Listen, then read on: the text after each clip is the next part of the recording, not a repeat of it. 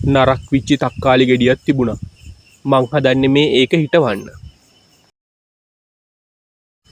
මුලින්ම කෝටු කෑල්ලක් අරගෙන මම මේ පාත්තියේ වලක් හාරගන්නවා. ඊට පස්සේ තක්කාලි ගෙඩියේ නැට්ට පැත්ත උඩට හිටින විදිහට වලේ තියාගන්නවා. තියලා පස් ටිකක් ලාවට ඇඟිල්ලෙන් දාලා තද කරනවා. ගෙඩිය පොඩ්ඩක් මතු පිටට පේන විදිහට තමයි තියන්නේ.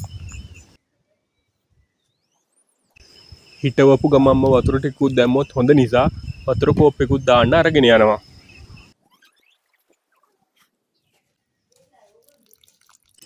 මේ වගේ හොඳට ගෙඩිය තෙමෙන්නම වතුර ටික දාගන්නවා.